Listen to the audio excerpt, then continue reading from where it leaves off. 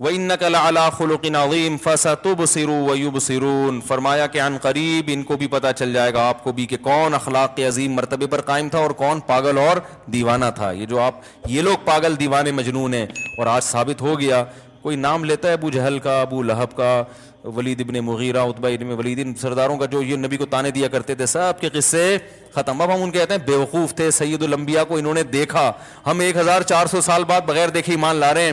یہ دن رات کم بخت معجزے دیکھ رہے تھے، اور اپنے سامنے پیغمبر کو انہوں نے دیکھا، اور دیکھ رہے تھے کیسے اسلام دنیا میں غالب ہو رہا ہے، پھر بھی دنیا پرستی نے ان کو حق سے غافل کیا۔ تو اللہ فرماتے ہیں ان قریب پتہ چل جائے گا، اور الحمدللہ پتہ چل گیا۔ لو تدہنوا فیدہنون، فرمایا اصل میں ان کی خواہش یہ ہے، اصل مسئلہ دیوانگی اور جنونیت کا نہیں ہے، ان کو پتہ ہے کہ آپ مجنون اور دیوانے نہیں ہیں۔ اصل مسئلہ یہ ہے کہ لو تدہنوا، یہ چاہتے ہیں کہ آپ تھوڑا سا اپنی دعوت اور تبلیغ میں جو تھوڑا سا ریورس ہوں، اپنے موقف میں تھوڑی سی نرمی پیدا کریں، کچھ کمپرومائز کر لیں ان کے ساتھ۔ آپ نے بھی ایک دم جو دعوت دی ہے کہ سارے بت غلط، صرف ایک الہ، تو تھوڑا سا پروٹوکول ہمارے بتوں کو بھی دے دیں بھائی، بالکل غلط قرار دینے کے بجائے بھائی تھوڑا سا سب کو برا بھلا کہنے کے بجائے کسی کو مستثنا کر دیں۔ تو فیدہنون، فرمایا اگر آپ تھوڑا سا پیچھے ہٹے، فیدہنون، تو یہ بھی اپنے موقف میں لچک اور نرمی پیدا کر لیں گے۔ اسی کو سورہ یونس میں یوں بیان کیا کہ یہ کہتے ہیں وَإِذَا تُتْلَىٰ عَلَيْهِمْ آيَاتُنَا، جب ان پر ہماری آیات تلاوت کی جاتی ہیں، قَالَ الَّذِينَ لَا يَرْجُونَ لِقَاءَنَا، جن کے دلوں میں آخرت کا خوف نہیں ہے، وہ کہتے ہیں ایتی بِقُرْآنٍ غَيْرِ هَذَا أَوْ بَدِّلْهُ، کہ آپ اس قرآن کو یا تو مکمل آپ کو اگر سردار بننے کا شوق ہے نا، تو اس قرآن کے علاوہ کوئی اور کتاب آپ لے آئیں تو ہم مان لیں گے کہ آپ نبی ہیں اور آپ کو سردار مان لیں گے، لیکن یہ والا قرآن نہیں چلے گا۔ یہ تو بالکل کلیئر کٹ بات کر رہا ہے، یہ تو کہہ رہا ہے زانی، زنا حرام ہے، شراب حرام ہے، اور ایک خدا کی توحید کا قائل ہے۔ یہ باپ دادا ہمارے اتنے عرصے سے کیا گھاس کھا رہے تھے ہیں بھائی؟ تو یہ تو کلچر کو آپ بالکل ہی کیا کر رہے ہیں، چینج کر رہے ہیں۔ ایتی بقرآن غیر ھذا، تو کوئی اور کتاب لے آئیں، او بدلہ، یا اس میں کچھ چینجنگ کر دیں، اس میں کیا کر دیں، چینجنگ، کچھ آپ کا ہوگا، کچھ ہماری طرف سے ایڈیشن ہو جائے گی اس میں۔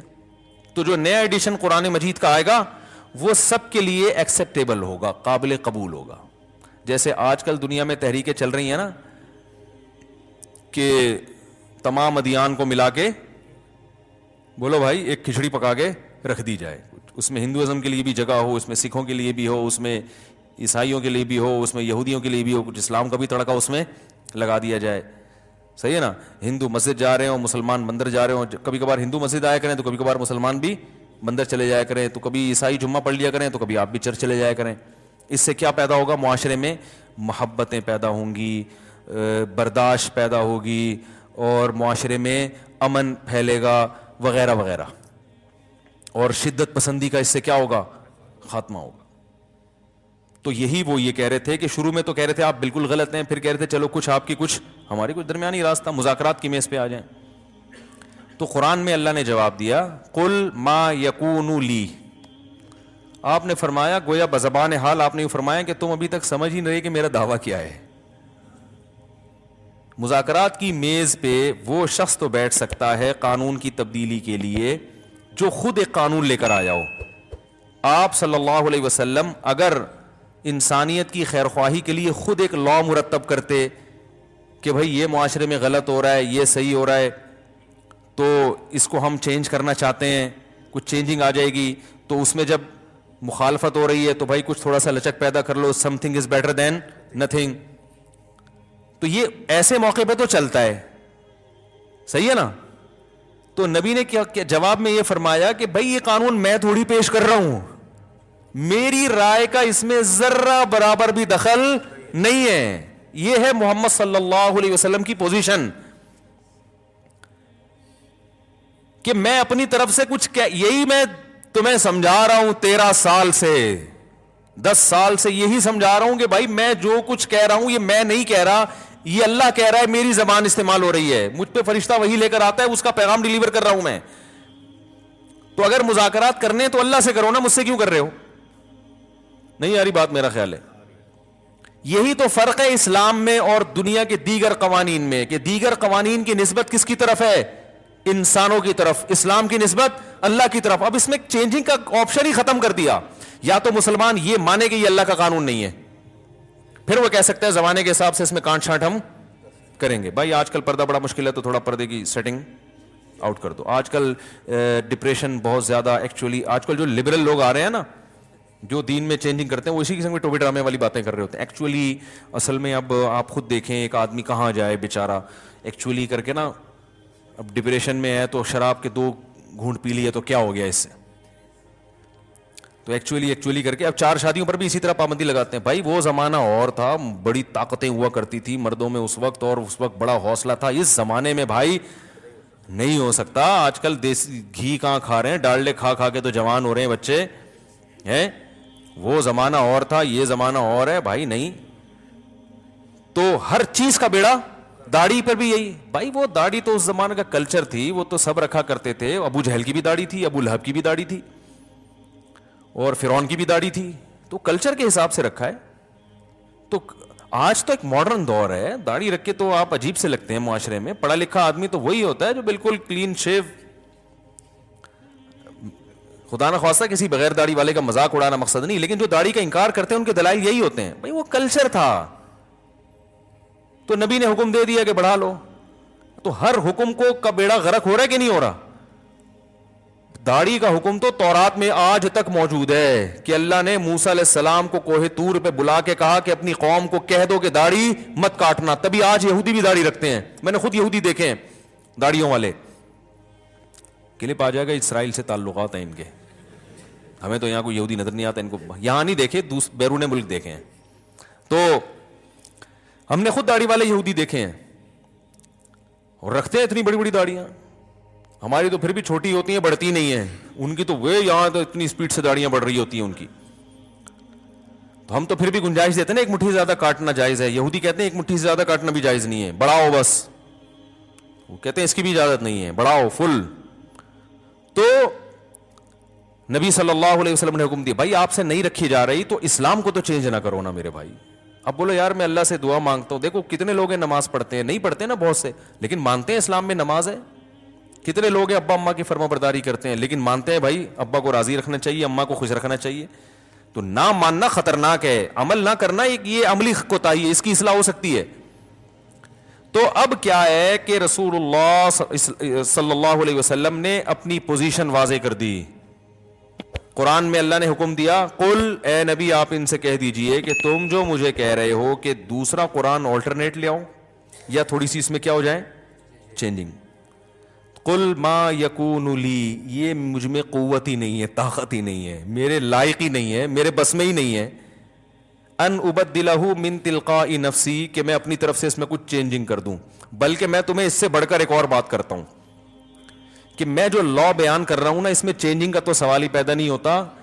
بات یہ ہے ان اتبع الا ما یوحى الی, کہ میں خود اس لا پہ عمل کرنے کا مکلف ہوں جس لا کا میں تمہیں کہہ رہا ہوں. وہ صرف تمہارے لیے نہیں, میرے لیے بھی ہے. مجھے بھی ڈر ہے, انی اخاف ان عصیت ربی عذاب یوم عظیم, میں تو تم سے زیادہ ڈرتا ہوں کہ اگر اس لا کی مجھ سے کہیں مخالفت ہو گئی تو بہت بڑا عذاب میرے لیے تیار ہے. پھر مجھے تو اپنے بارے میں ڈر ہے.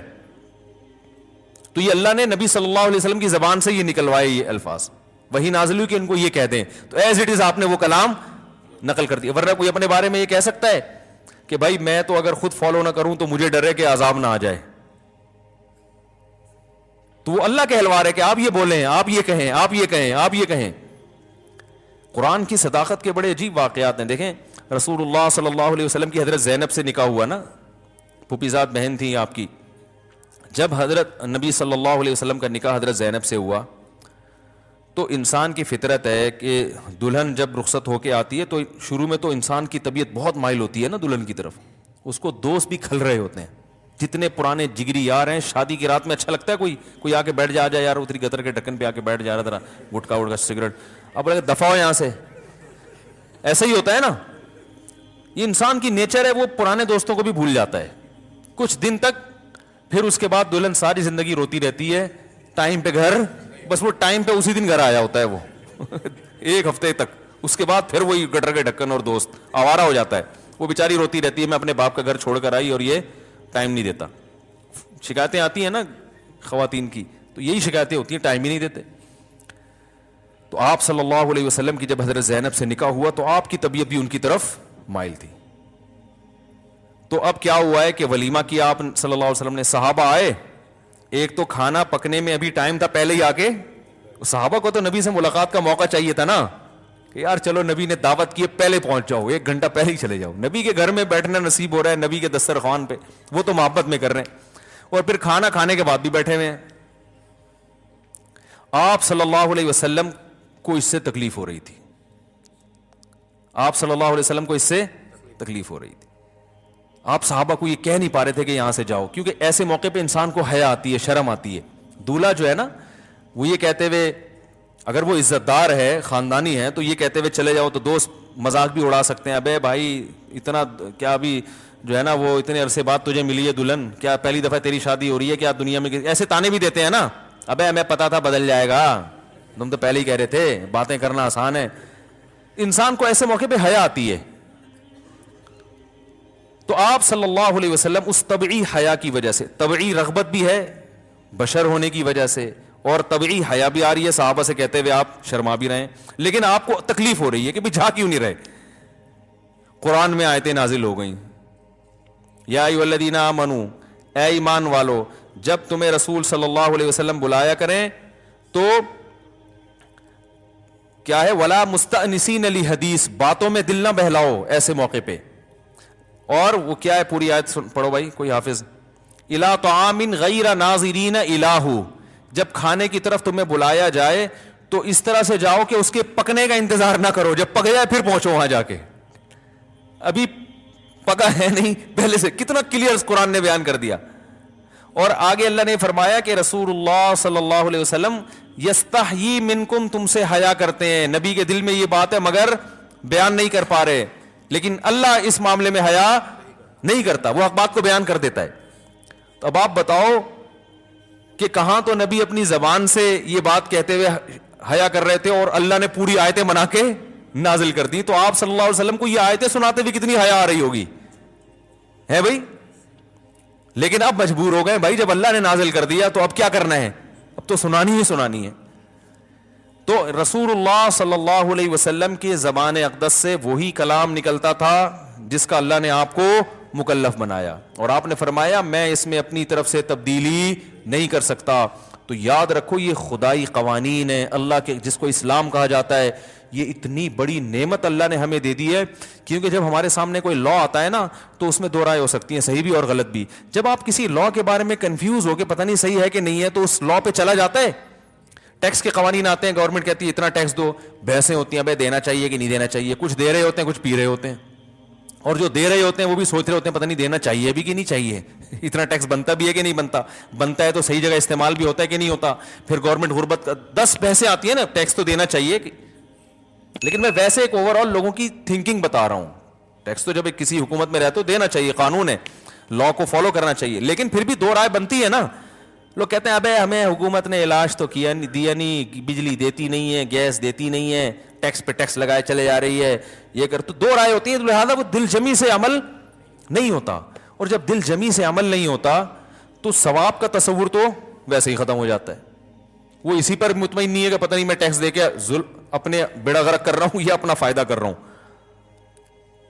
تو اللہ تعالیٰ نے ہمیں قانون دے دیا. آج میں طلبہ کو نا درس تفسیر پڑھاتا ہوں نا تو وہ چور کے بارے میں آیتیں آئیں، والسارق والسارقۃ فاقطعوا ایدیہما، چوری کرنے والا مرد ہو یا عورت، اللہ فرماتے ہیں ان کا ہاتھ کاٹ ڈالو. جزاء بما کسبا، جو جرم انہوں نے کیا اس کی سزا ہے. نکالا من اللہ، اللہ کی طرف سے یہ پکڑ ہے. واللہ عزیز حکیم، اللہ زبردست غالب اور حکمت والا ہے. کیوں یہ کیوں فرمایا غالب اور حکمت والا ہے؟ یہ اس لیے کہ بھئی 5-6 ہزار روپے کی کسی بندے نے چوری کی، اللہ کہہ رہے ہیں ہاتھ کاٹ دو. انسانی عقل کہتی ہے نا کہ یار ہاتھ کروڑوں روپے کا اور چوری 5,000، 5,000 کے بدلے میں بندے کا ہاتھ ہی کاٹ دیا آپ نے. تو بظاہر تو یہ ظلم لگتا ہے نا، سمجھ میں نہیں آتا. تو اللہ نے ان اشکالات کے جواب دیے. فرمایا ان اللہ عزیز حکیم, کہ اللہ زبردست, واللہ عزیز حکیم ہے یا ان اللہ عزیز حکیم, کہ اللہ زبردست غالب ہے اور حکمت والا. غالب کا مطلب کہ تم جو ہاتھ کاٹ رہے ہو خود سے نہیں کاٹ, تمہیں کسی کا ہاتھ کاٹنے کی اجازت نہیں ہے کسی جرم پہ, اللہ کو اجازت ہے. تو یہ ہاتھ کاٹنے کی نسبت کس کی طرف ہوگی؟ اللہ نے کاٹا ہے, تم تو صرف اس کے نمائندے بن رہے ہو. تو اللہ کو تو اس کی بھی اجازت ہے کہ وہ ٹرک کے نیچے کسی کو کچل دے. بھائی اللہ تعالیٰ تو کسی کو آگ میں جلا کے بھی مار سکتا ہے, سمندر میں ڈوبا کے بھی ہلاک کر سکتا ہے. اگر تم ہاتھ نہیں کاٹو گے تو اللہ تو ویسے بھی کوئی ڈینگی اس کے اوپر چھوڑ دے, ویسے ہی تڑپ تڑپ کے مر جائے وہ. تو اللہ غالب ہے. انسان کے لیے چوری پر کسی کا ہاتھ کاٹنا جائز نہیں ہے, اتنا بڑا جرم نہیں ہے. لیکن اللہ کے لیے تو پورا بندہ مارنا, اللہ مارتے ہیں نا, بغیر کسی جرم کے بھی لوگوں کو موت دے دیتے ہیں. تو غالب تو اللہ ہے. تو جب اللہ کا لا ہے, اللہ کا قانون ہے, تو کوئی اگر تم سے غیر مسلم پوچھے کہ ہاتھ کیوں کاٹ رہے ہو, 4-5 ہزار کے بدلے میں کروڑوں کا ہاتھ کاٹ رہے ہو, تو آپ بولیں بھائی اللہ اس کو مار بھی سکتا تھا, ہم نہیں کاٹ رہے. کون کاٹ رہا ہے؟ اللہ کاٹ رہا ہے. ہم تو اس کے حکم, اس نے ہمیں نمائندہ بنایا کہ کرو ورنہ تمہیں نہیں بخشوں گا پھر میں. صحیح ہے نا. حکومت تو اللہ کی نائب ہوتی ہے نا زمین پہ. اور آگے اللہ نے فرمایا حکیم. اس میں دوسرے اشکال کا جواب دیا کہ اللہ تو غالب ہے, تو جو چاہے کر سکتا ہے. تو ٹھیک ہے, یہ بات تو سمجھ میں آتی ہے, بھائی تو بادشاہ جو چاہے کر, لیکن ایسا لگتا ہے کہ اچھا کر نہیں رہا ہے. گویا معاذ اللہ اپنے اختیارات کا غلط فائدہ اٹھا رہا ہے.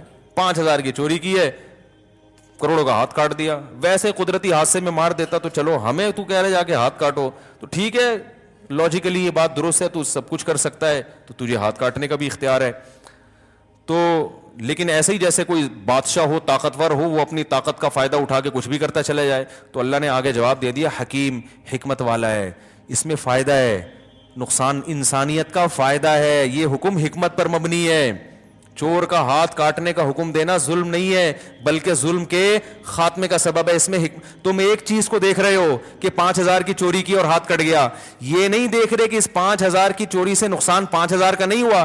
معاشرے میں جو فساد پھیل رہا ہے نا, وہ فساد اس 5,000 کی نسبت کئی گنا زیادہ ہے. آج 5,000 چوری کی ہے, کل 5 کروڑ چوری کرے گا, اور پھر مزید آگے بڑھ کے ڈکیتیاں کرے گا.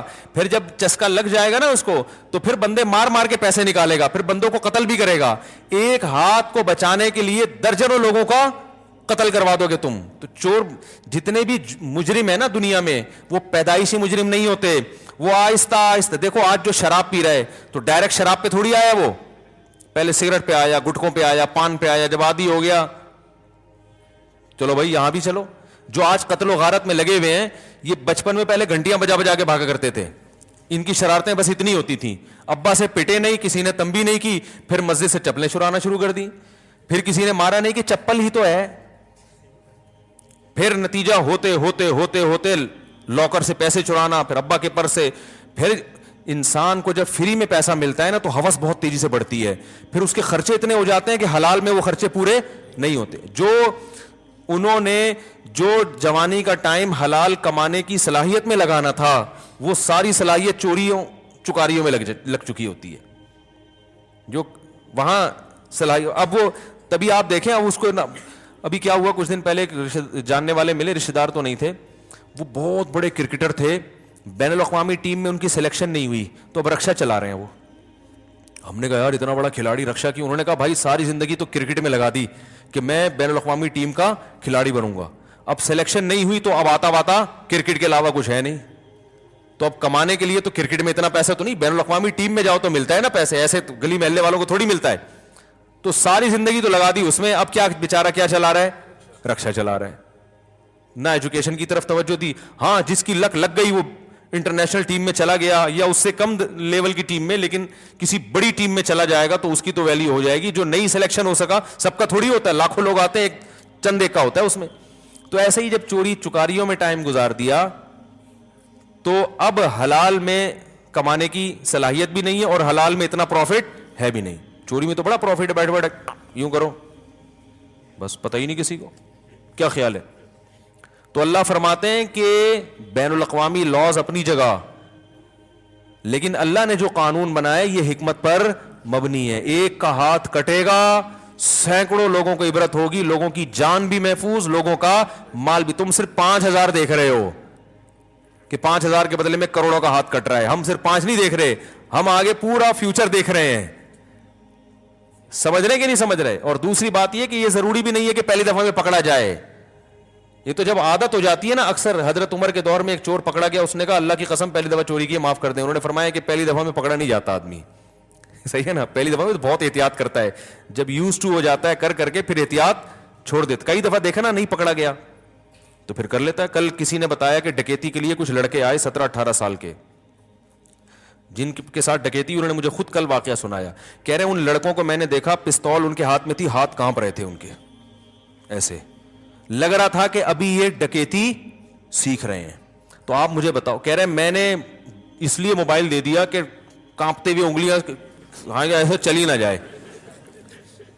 ہاں وہ مجھے, میں نے کہا یار تم نے تو عجیب آدمی ہو, تم نے اس کو جب وہ کانپ رہے تھے تو تھوڑا ایک دھکا وکا لگا دیتے اس کو. کہہ رہے ہیں یار مجھے ڈر یہ تھا کہ کانپتے ہوئے میں کہیں نہ چاہتے ہوئے نہ گولی چل جائے. تو اب دیکھو انہوں نے مجھے خود کل کا واقعہ ہے, کہہ رہے ہیں کہ ایسے ہاتھ نہ اس کے ڈاکو کے 17-18 سال کا بچہ تھا. تو آپ مجھے بتاؤ یہ 17-18 سال کا بچہ جس کے ابھی ہاتھ کانپ رہے ہیں, تو کیا یہ پہلی دفعہ بندوق پکڑ رہا ہے؟ اس سے پہلے اس نے کبھی چوری نہیں کی ہوگی, یقیناً اس سے پہلے کم درجے کے جرائم کی. اس کا چسکا لگا تو اس نے کہا آپ ذرا ترقی کرو, اور 2-4 دفعہ ہاتھ کانپیں گے. جب لوگوں نے موبائل پکڑا دیا تو پھر اتنا کانفیڈنس پیدا ہوگا کہ کچھ وقت کے بعد ہاتھ کانپنا ختم. پھر تو ایسے بندوق رکھے گا یہاں. وہ ایک اوبر میں سفر کر رہا تھا کچھ دن پہلے, تو ایک اوبر والے کے ساتھ نا میں بیٹھا ہوا, تو اکثر جان پہچان والے ٹیکسی ڈرائیور نکل آتے ہیں, کہہ رہے ارے مفتی صاحب خیریت سے؟ میں نے کہا ہاں وہی خیریت سے. کہاں جا رہے ہیں؟ فلاں جگہ جا رہے ہیں. تو مجھے کہنے لگا یار ڈکیتیاں بہت ہوتی ہیں. میں نے کہا کوئی دلچسپ واقعہ؟ وہ کہہ رہے ہیں کچھ دن پہلے کچھ ڈاکو آئے, میں کسی فیملی کو لے کے جا رہا تھا. وہ ڈاکو آئے, مجھے کہنے لگے, گاڑی روکی نا, بول نکال موبائل دے اور پیسے دے. کہتے میں نے کہا کچھ اسلحہ تو دکھاؤ, خالی ہاتھ. یہ اس کو ان کو بول رہے ہیں, کہہ رہے ان کے پاس اسلحہ نہیں تھا. اب رات کا اندھیرا تھا تو وہ صرف خوف بٹھا کے نا, تو وہ اوبر کا ڈرائیور مجھے کہہ رہا ہے کہ میں نے ان سے کہا بھائی اگر تیرے پاس بندوق ہے تو دکھا دے, میں اپنا موبائل بھی دوں گا, پیچھے جتنے خواتین بیٹھی ہوئی ہیں نا ان سے بھی موبائل لے کے تجھے پکڑا دوں گا, اور اگر اسلحہ نہیں ہے تو یہاں سے دفع ہو جا, میں گاڑی کچلتا ہوا نکل جاؤں گا تجھے. اس کے پاس نہیں تھا اسلحہ, وہ بھاگ گئے. میں نے کہا آپ نے تمیز سے ان کو ترغیب دے دی کہ آئندہ جب سفر ڈکیتی کریں گے تو بندوق ساتھ میں رکھیں. وہ ہاں, میں نے کہا آپ نے ان کو اچھی طرح سمجھا دیا کہ بھائی آئندہ ایسی غلطی نہیں کرنا. کہ آئندہ جب بھی جاؤ تو کوئی پلاسٹک کی گن رکھ لینا, لیکن رکھنا ضرور. تو چلو انہوں نے تو غلط کیا, ان کو اس طرح کی ترغیب دے دی نہ چاہتے ہوئے, ان کی نیت یہ نہیں تھی. لیکن ہوتا تو یہی ہے نا کہ پہلے بغیر اسلحے کے ٹرائی کرتے ہیں, پھر کہتے ہیں یار جو مزہ اسلحہ پہلی دفعہ پکڑنا ہر آدمی کے بس کی بات نہیں ہے. تو اللہ نے فرمایا کہ اللہ زبردست غالب ہے, جو چاہے حکم نازل کر دے, تمہیں چون و چرا کی اجازت نہیں ہے, میں اپنے اختیارات استعمال کر سکتا ہوں. دیکھو صدر کو اختیار ہوتا ہے نا آج کل, شریعت میں تو اختیار نہیں ہے, لیکن قانون میں آج کل اختیار ہے کہ پھانسی کی سزا کو وہ معطل کر سکتا ہے. تو ہم کہتے ہیں صدر کو اختیارات ہیں, اس نے اپنے اختیارات استعمال کیے بغیر کسی لاجک کے, بس پھانسی کی سزا ختم کر دی. یہ غیر شرعی ہے. اسلام میں صدر کو یا وزیر اعظم کو اختیار نہیں ہے کہ پھانسی کی سزا, یعنی قصاص کے طور پہ اگر کسی کو قتل کر رہے ہیں. تو یہاں بھی اللہ کہہ رہے بھائی میں بادشاہ ہوں, میں نے کہہ دیا ہاتھ کاٹو تو کاٹ دو.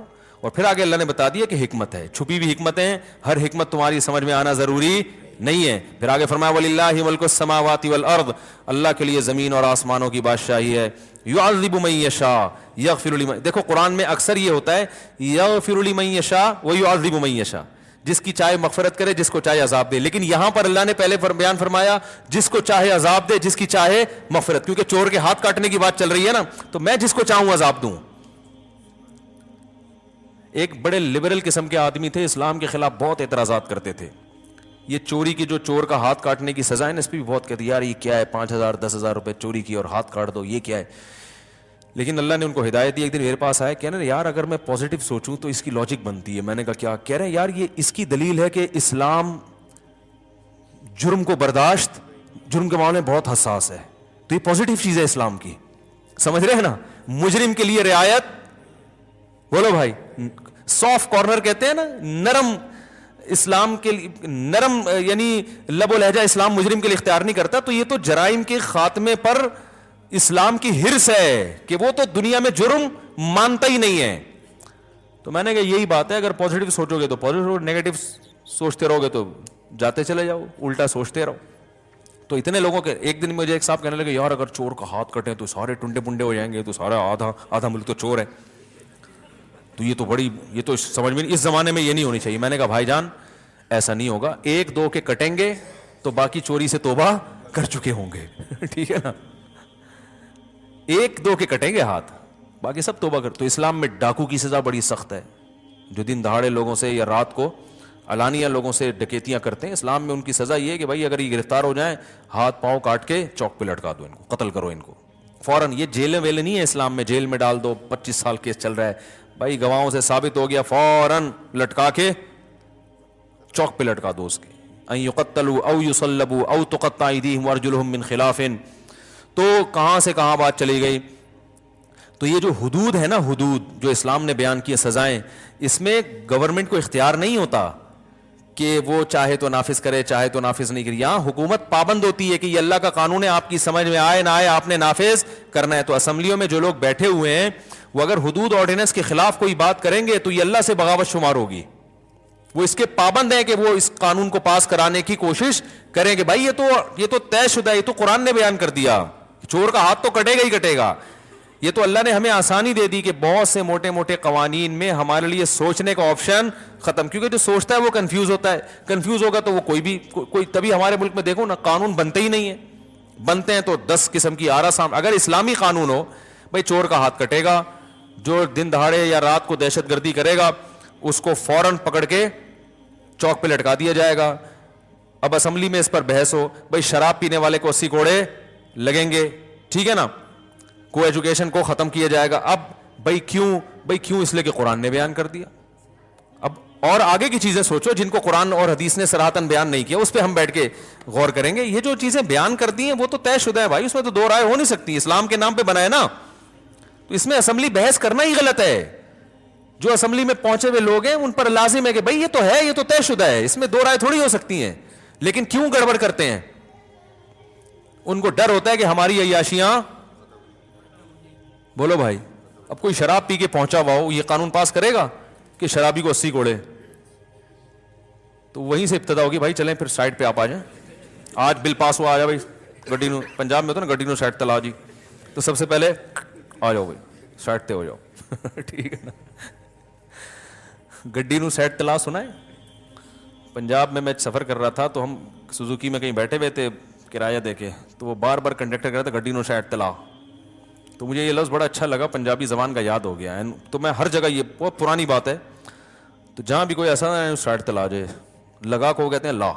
پنجابی زبان جو ہے نا ذرا وہ فری سٹائل زبان ہے, وہ اتنی ٹینشن نہیں تھے گاڑی کو سائڈ پہ لگاؤ, کہتے ہیں ابے اتنا ٹائم ہمارے, اب بہت ترقی کرنی ہے ابھی ہم نے.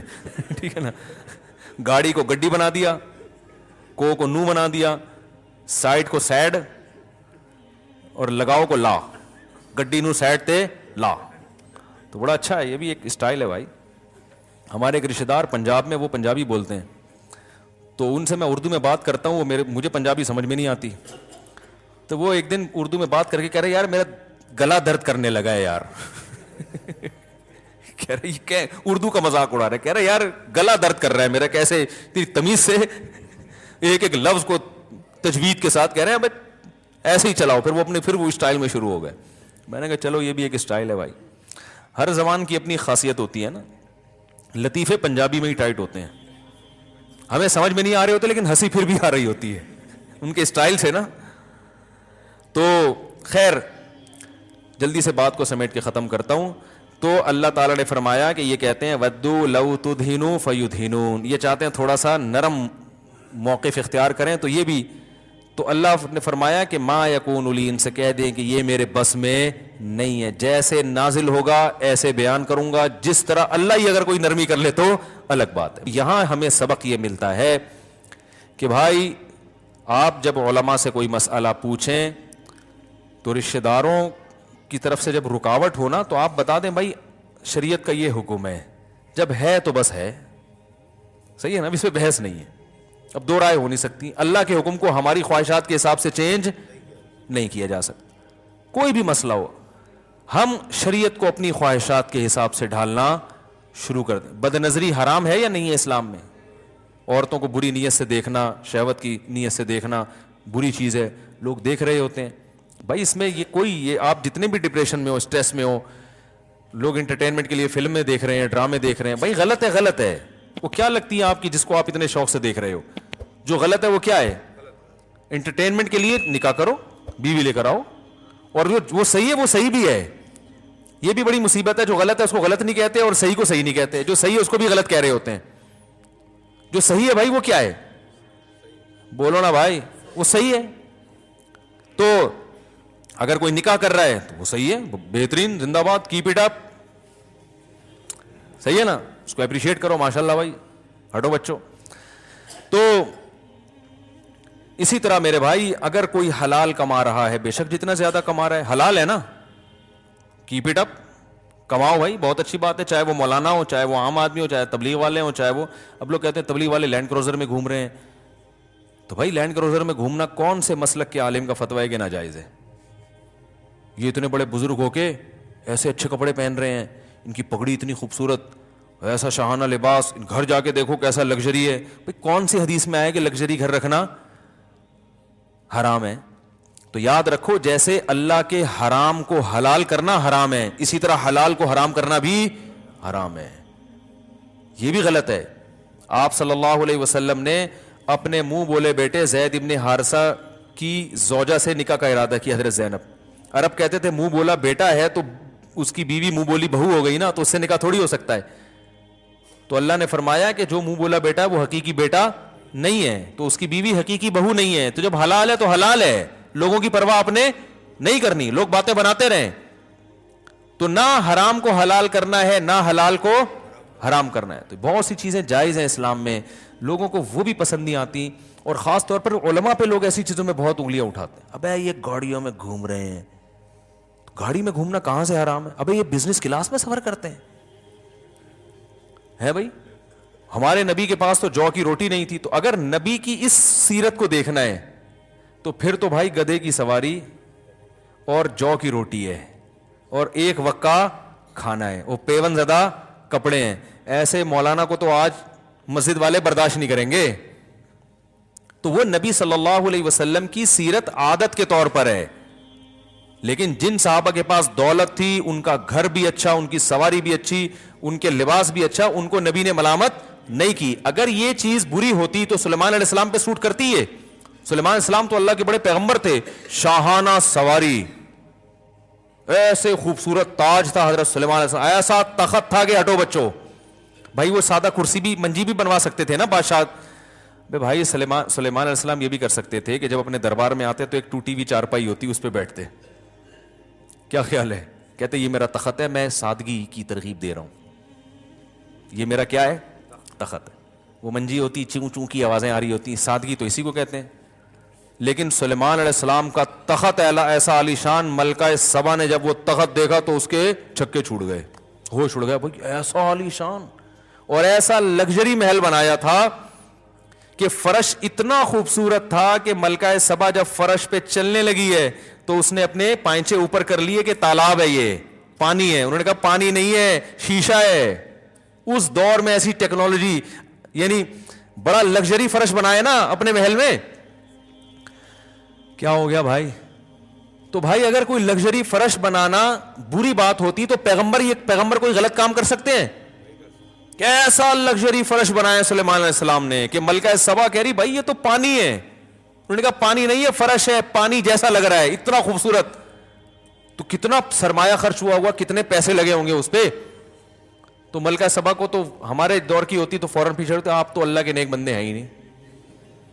آپ جب اللہ کے پیغمبر ہیں, آپ کو تو ایک ٹوٹی پھوٹی منجی پہ ہونا چاہیے جس میں نیچے نوارے, کیا کہتے ہیں اس کو, اس کے رسے لٹک رہے ہوں, اس سے بلی کے بچے کھیل رہے ہوں. کہیں بھی وہ لٹکا ہوا ہوتا ہے نا, بلی کے بچے کھیل رہے ہوتے. کیا خیال ہے؟ بلکہ چارپائی بھی نہیں ہونی چاہیے, نیچے زمین پہ بیٹھنے کا انتظام ہونا چاہیے.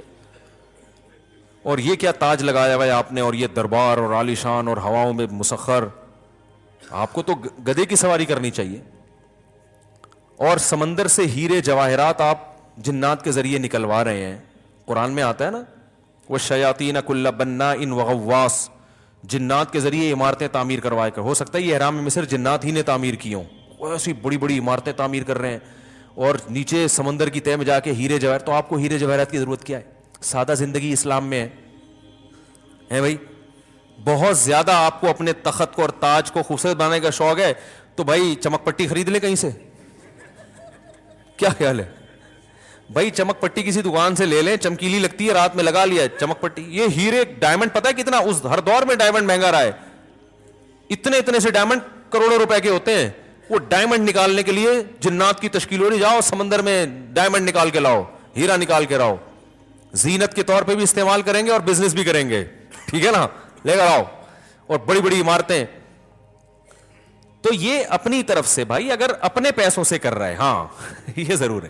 اور اپنی آمدن کے اندر اسراف یہ ہے کہ اپنی چادر سے زیادہ پاؤں پھیلانا شروع کر دیں.